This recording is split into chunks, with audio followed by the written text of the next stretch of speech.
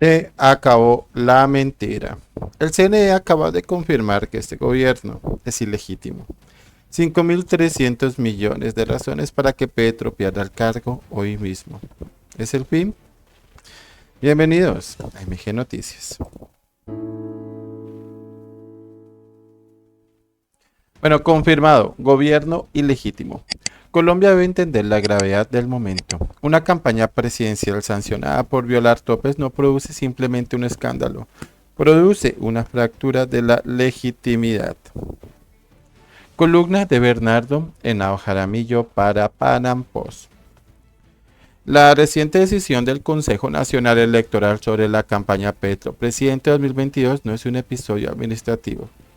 No es una multa más, no es una discusión de formularios, contadores, gerentes o tesoreros.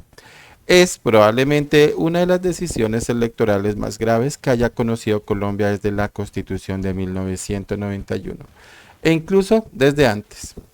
La autoridad electoral confirmó que la campaña que llevó a Gustavo Petro a la presidencia violó los topes de financiación.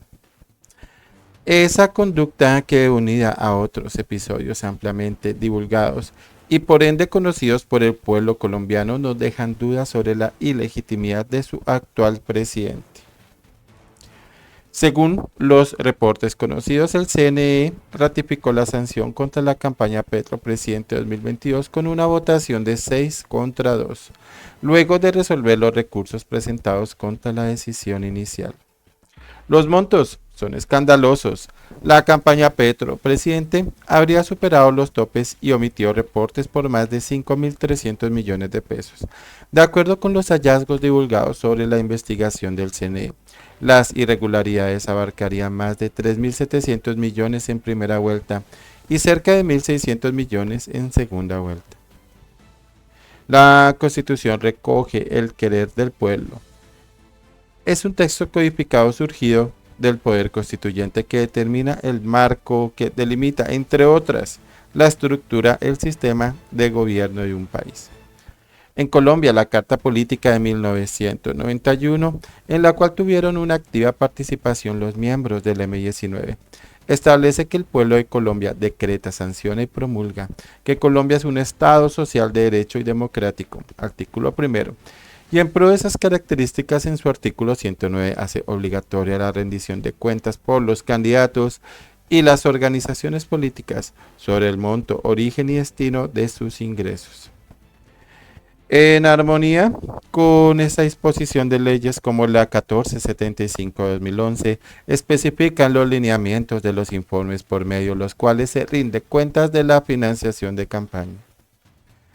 Es por ello que en cualquier país el incumplimiento de esa exigencia constitucional y legal que garantiza la igualdad de condiciones electorales conlleva a la ineficacia del proceso electoral y por contera la crisis de legitimidad del gobierno así elegido. En tanto, rompe el orden constitucional, violenta el ordenamiento jurídico y quebranta las garantías electorales. El artículo 109 de la Constitución Política en simetría con la gravedad de la falta, una vez se comprueba, impone como sanción la pérdida de investidura o el cargo. ¿Será que sí?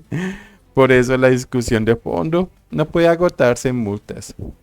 Si la Constitución dice que la violación debidamente comprobada de topes acarrea pérdida de investidura o del cargo, entonces Colombia no puede aceptar que una campaña presidencial sancionada termine convertida apenas en una anécdota contable.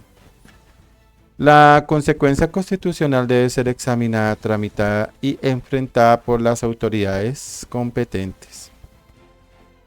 La investigación no nació contra Gustavo Petro por sus actos de gobierno. No se trata de juzgar una reforma, un decreto, un nombramiento o una decisión presidencial. Se trata de la campaña del candidato Gustavo Petro Urrego, avalado por los partidos del pacto histórico que obtuvo una credencial presidencial como resultado de esa contienda. El fuero protege el ejercicio del cargo, pero no puede admitirse que se convierta en una máquina para duplicar, para purificar retroactivamente el origen irregular de la elección. Y esa misma campaña era de una fórmula, La consecuencia política no puede limitarse al presidente. La fórmula incluía, por supuesto, a la vicepresidente. Fueron elegidos en la misma campaña con una misma estructura, una misma financiación, unos mismos gastos, unos mismos partidos y una misma credencial electoral. Si la campaña que produjo esas credenciales violó los topes, la afectación democrática compromete la fórmula completa. El CNE también compulsó copias a la Fiscalía General de la Nación para que se investigue la posible responsabilidad penal de los directivos y responsables de la campaña señalados en la decisión. Ese elemento es fundamental.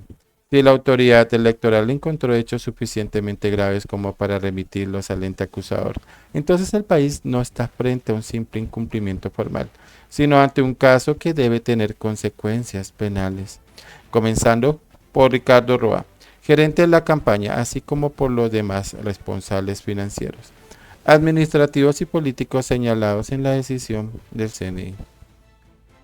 La Fiscalía deberá establecer si las conductas asociadas a la financiación, administración, reporte y eventual ocultamiento de gastos y aportantes y recibir donaciones prohibidas en esa campaña presidencial configuran delitos.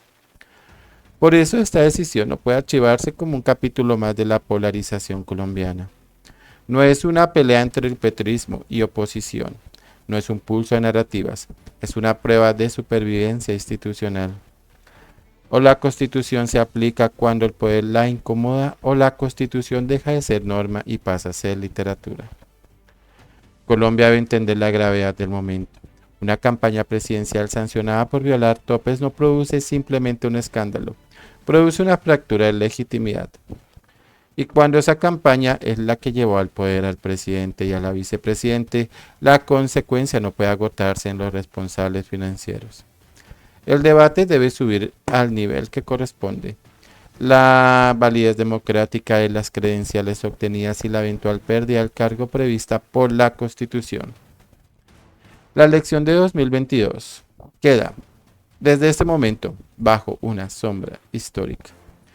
El país puede discutir procedimientos, competencias y rutas institucionales, pero no puede negar el núcleo del problema. La campaña ganadora violó las reglas de financiación que garantizaban la igualdad democrática. Fue sancionada por la autoridad electoral y además sus directivos deberán responder ante la Fiscalía General de la Nación. Bien, así que al final el tan anhelado cambio resultó ser un cambio de contabilidad. ¡Qué sorpresa! Nos vendieron una épica de honestidad y terminaron con un agujero de 5.300 millones que ni el mejor mago de circo podría esconder. Seguramente ahora nos dirán que la Constitución es literatura de oposición o que los números son subjetivos. Pero la realidad es terca. El trono tiene las patas rotas porque nació de la trampa. Esto, amigos MG, no es persecución. Es aritmética básica. Si la ley dice que quien viola los topes pierde el cargo, ¿qué estamos esperando para que se cumpla? Un gobierno que sube violando la ley no puede pretender que esa misma ley lo proteja ahora. Bueno, muchísimas gracias a todos. Vamos a compartir esta columna de Bernardo Henao Jaramillo para Post, ¿no? Vamos a activar la campanita para que no nos perdamos nada. Y bien, nos vemos más adelante, ¿no? Todavía hay cosillas por ahí. Feliz fin de semana para todos.